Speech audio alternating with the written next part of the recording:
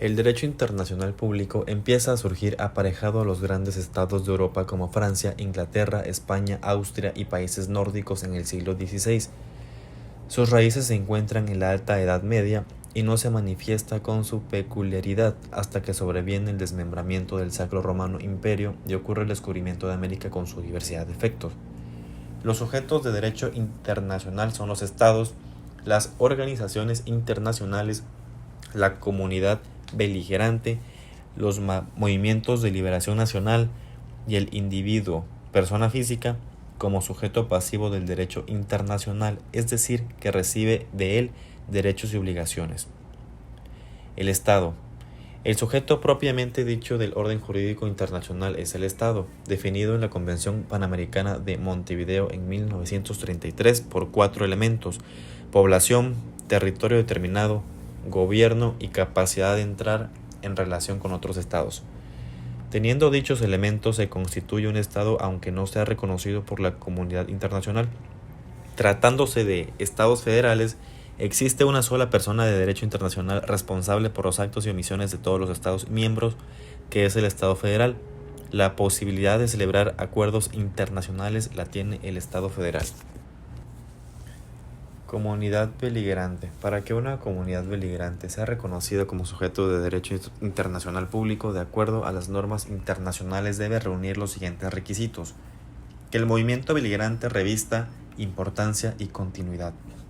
Debe tratarse de un movimiento auténticamente nacional, no admitiéndose injerencia extranjera. El levantamiento de los beligerantes debe estar regido por las normas y costumbre de guerra, respetándose el derecho humanitario, Convención de Ginebra, etc. La comunidad beligerante que ha sido reconocida posee ciertos derechos y obligaciones emanados del orden jurídico internacional, como por ejemplo la posibilidad de instruir bloqueos, tomar presas, cobro de impuestos, etc. Esto evidencia que la comunidad beligerante posee el carácter de un sujeto de derecho internacional, ejerciendo supremacía de hecho en el territorio bajo su control. Organizaciones internacionales. Las organizaciones internacionales son entidades intergubernamentales establecidas por un acuerdo internacional dotadas de órganos permanentes propios e independientes encargados de gestionar intereses colectivos y capaces de expresar una voluntad jurídica distinta de la de sus miembros, requisitos que requiere la Corte Internacional de Justicia para considerar como tal a una organización internacional. La necesidad de poseer personería jurídica internacional para que la organización pudiera cumplir sus cometidos. La existencia de órganos a los que se les ha encomendado el cumplimiento de tareas específicas. La existencia de obligaciones de los miembros con respecto a la organización.